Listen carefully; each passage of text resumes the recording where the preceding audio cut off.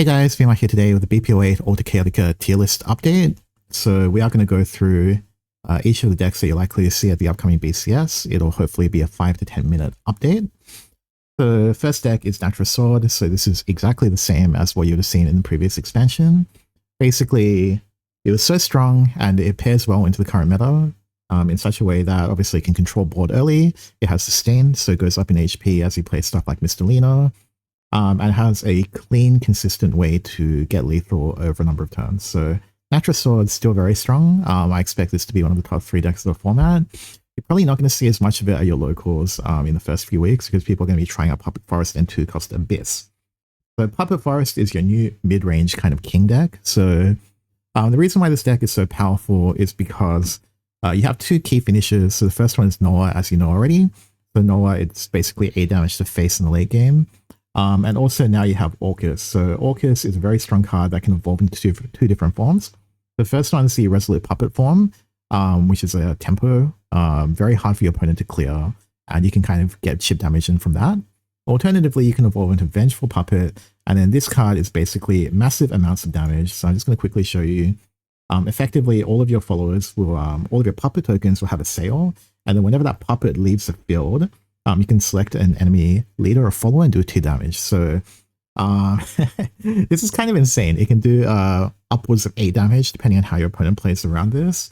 If you already had EX area puppet tokens, you can maybe even get 10 or 12 damage depending on what state of the game you're in. Of course, your opponents will play around this, so you shouldn't rely on this always getting the kill, but yeah, this card's insane. Basically, it's very difficult for your opponent to play around Orcus because if they play absolutely nothing, then you play Noah, and then if they play a lot, then you play Orcus, and so it's damned if you do and damned if you don't. Also, the other key cards, so they're getting a bunch of new supports, so basically all of these cards generate puppet tokens to the EX area. Some of these are old, some of them are new, but effectively it's very efficient in kind of stats.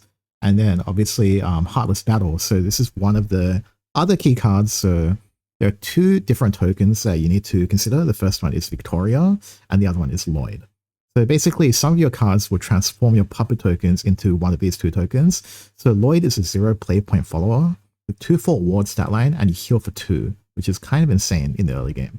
And then Victoria is a 4/1 rush assail that draws a card when you play it, and it's also 0 play points. And then also you have Zwei. So Zwei can bring out Victoria pretty easily. And then when you evolve Zwei, it gives one of your Victoria tokens the ability to take 0 damage that turn. So when you use Zwei, it's a 4/4, and then the 4/1 rush trades in. But you might end the turn with 2 4-attack followers that your opponent has to deal with. So with a combination of these highly efficient kind of followers, plus the fact that you can buff them with Elf Song, Nelsha, Anastasia, etc., this deck is extremely strong. I expect to see a lot of it in the early weeks until people optimize their decks, and even then, I think this deck will be a strong contender for this format. The next deck is 2-cost Abyss, so the other new deck of the format. This card is ridiculous, like this deck. So essentially, what this deck is basically you get rewarded for playing the same play point followers of spells. So Autoplane Arbiter is the main payer. So essentially, you declare any number, which is obviously going to be 2. You bury the top 5 cards of your deck, and you deal X damage to the entire field, equal to the number of cards buried this way that costs the declared number. So you're usually going to get around 3 to 4 AoE damage, which clears a lot of boards in the meta. And then also when you evolve it, you are able to pick a number and basically add them to your hand. So you pick number 2, obviously, and then you add 3 different cards from your grave to your hand. So like this card's insane. Like it's really overstated. So for example, you play 7 play points, clears the entire field, and then you also gain 3 cards for free. So yeah, this is like the reason why the deck works. And then also your payoff is Crimson Rose Queen. So you get a Thornburst token to EX area, and then when you evolve it, you reveal your hand and you recover play points equal to the number of 2-cost cards revealed this way. So it might be like 6 or 7 or something like that. And then every time you play a card that costs 2, you either deal 2 damage to each enemy follower. Each enemy follower. So it's AoE damage. And you also gain 2 health, which means aggro decks have a really hard time dealing with this. And the alternative is you do 2 damage to enemy leader. So what you're seeing here is like a huge amount of power creep in this format, to be perfectly honest. Like it doesn't make sense that cards like this, you know, like they just really want to push the new archetype, which is fair enough. So this is just an example deck list. Obviously, there's a bunch of support. For example, Juella, you know, obviously benefits you if you run 2-cost cards. That's why it's all 2-cost. But Abyss has a lot of good 2-cost cards. So I expect that over the course of the format, people will be able to experiment and they'll play the 2-cost cards that work the best.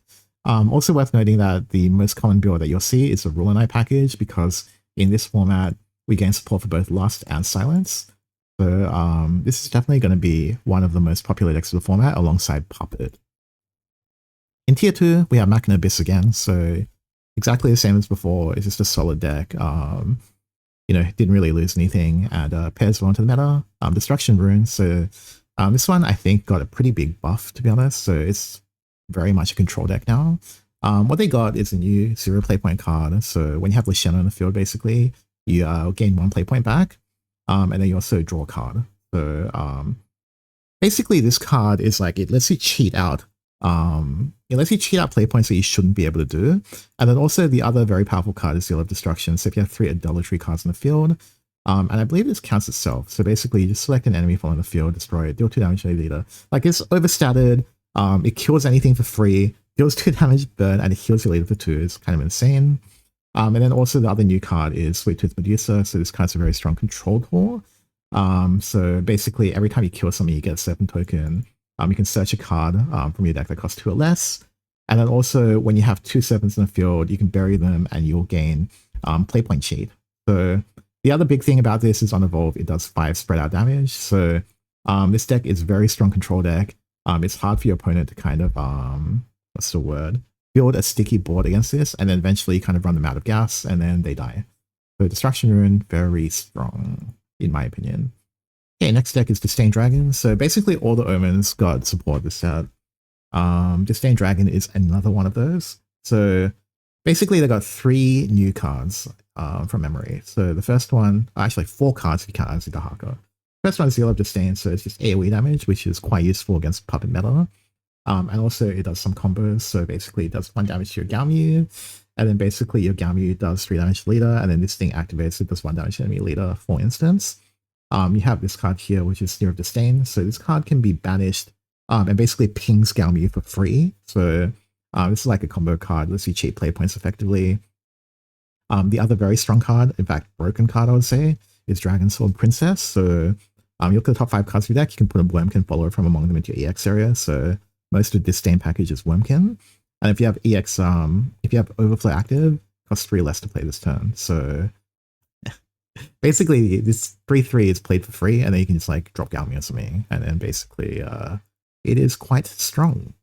And then the other new card is Azidahaka. So basically this card, okay, so it has a very good stat line. You can sacrifice 3 cards in your Evolve deck, and you flip them face up, so you can't use them, and then you destroy follower. But then the other thing is that you can actually evolve it as well, and then gain Storm. So it does 7 damage to the enemy face, and then depending on how many face-up evolve followers in your Evolve deck, you can gain 3 health to your leader, and when you have 8, it does 3 damage, so this actually does 10 damage to the enemy leader. So yeah, there's a lot of power creep in this set, actually. Apart from that, the deck plays similarly to how it was before. It's just more consistent, and it's a lot more explosive, and it's very difficult for your opponent to kind of stay below the threshold. But yeah, Disdain Dragon I think is a solid tier 2 deck.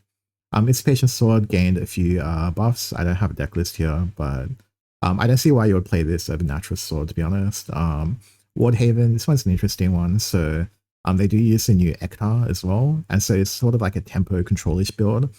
But basically, like, I think this card, Temple Windbear, is like insane tempo. You get like a Holy Tiger on Evo. There's this card here, Holy Lord Eachtar. So 5/6 ward, bring out 2 followers. You can banish 3 and give everything +1/+1. So very strong. And so everything like in this deck has ward. So it's very hard for them to push face, but also you basically have the kind of ward storm package. So you can hit the face of the enemy leader. You can bring back the Amethyst Lion with Eachtar, etc. So kind of eventually you just kind of get the win. It's a strong deck, I think. You might see it. Amethyst Forest again, I don't see why you'll play it over Puppet, but you can play it. And then D-Shift, so this deck is I don't have an up-to-date list on this, but basically, you just run kind of 3 copies of a new, I remember the name. I think it's Veritic Discovery, but 2 play point quick, draw 2, discard 1. So the deck gets even faster. Like it's cycle for 2 play points and it's quick, so obviously it's good. Natura Dragon, same as before. Silence Abyss. Have a look if I added a new deck list. I think I did. Maybe not. I'm pretty sure this list is playable as well, but again, there's no point of playing this when you have 2 Cost Abyss as a deck. And then finally have Core Idolmaster. I mean, he's still on a cope. It's just literally going to drop a tier every expansion.